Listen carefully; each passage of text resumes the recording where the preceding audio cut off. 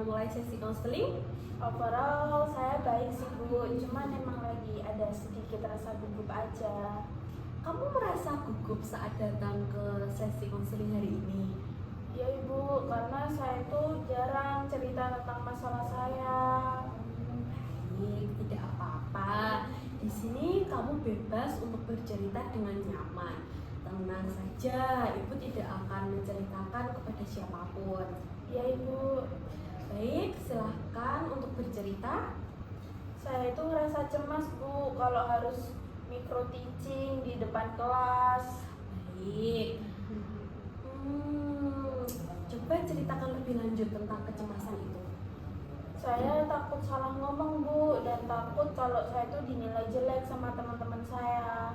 Jadi kamu khawatir melakukan kesalahan di depan dosen dan teman-temanmu?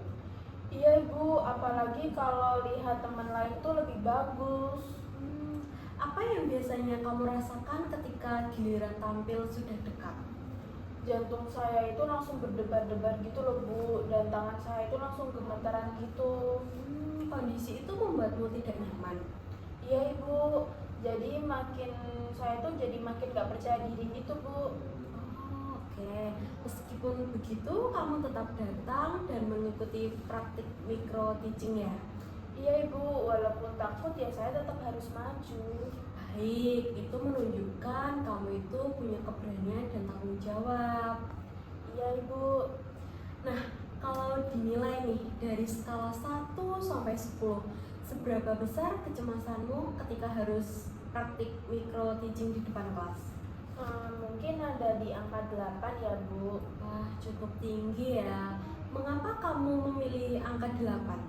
Karena saya sering merasa gugup Bu sebelum tampil. Oh, baik. Sekarang ibu ingin bertanya, misalnya malam ini terjadi keajaiban dan besok kecemasanmu itu akan berkurang. Apa yang pertama kali berubah? Mungkin saya akan bangun tanpa rasa takut Bu. Oke, lalu apalagi yang berbeda ketika kamu masuk kelas? Saya jadi lebih santai dan tidak terlalu panik Bu. Baik, bagaimana saat mulai berbicara di depan kelas? Saya bisa bicara dengan lebih lancar dan suara saya ya pasti tidak gemeteran Bu. Oke, bagus ya. Menurutmu perubahan itu akan membuatmu merasa seperti apa? Saya pasti jadi lebih percaya diri sih Bu. Baik, meskipun sekarang masih cemas, kamu tetap berusaha latihan dan tetap maju ya? Iya Ibu, saya biasanya itu latihan sendiri. Oh gitu. Apa yang kamu lakukan biasanya saat latihan? Saya biasanya membaca materi berulang kali Bu. Baik, menurutmu apakah hal itu cukup membantumu? Membantu sih Bu, tapi kayaknya kurang. Baik, apakah pernah ada situasi ketika kamu bisa berbicara lebih tenang? Pernah sih Bu, saat presentasi di kelompok kecil dengan metode jigsaw gitu. Oh iya bagus. Apa yang berbeda saat itu? Karena saya lebih nyaman dengan teman dekat, jadi ya saya lebih nyaman aja Ibu di situ. Oh gitu. Jadi sebenarnya ada kondisi di mana kamu bisa berbicara lebih nyaman ya? Ya juga ya Bu. Ya baik. Selama ini bagaimana kamu bisa tetap bertahan walaupun merasa cemas? Ya karena saya tahu Bu, kalau misalnya micro teaching ini tuh penting. Apalagi yang membuat kamu tetap maju? Saya tidak mau mengecewakan diri sendiri Bu. Oke, good job ya. Itu menunjukkan kalau kamu memiliki tanggung jawab yang baik.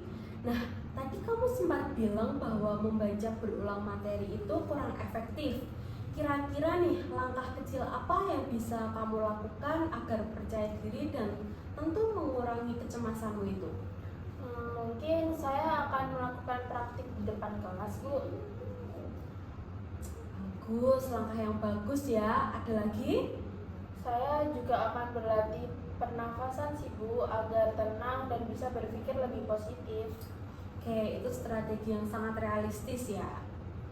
Iya Ibu, saya jadi lebih yakin nih sama diri saya. Bagus. Nah, kalau sekarang dinilai dari skala 1 sampai 10, berapa tingkat kecemasanmu setelah melalui sesi hari ini? Di angka 5 sih Bu, saya ngerasa lebih tenang sekarang. Bagus. Nah, sebelum kita akhiri sesi hari ini, Ibu izin merangkum ya. Ibu melihat bahwa kamu sebenarnya itu memiliki keberanian, tanggung jawab, dan kemampuan untuk berkembang. Nah, meskipun kamu itu masih merasa cemas, kamu tetap berusaha untuk maju dan mencari solusi.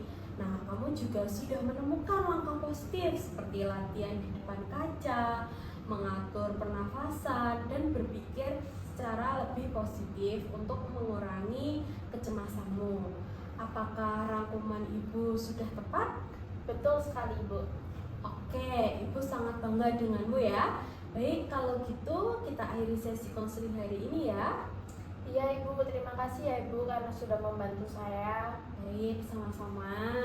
Kalau begitu saya pamit ya Bu. Iya, hati-hati ya.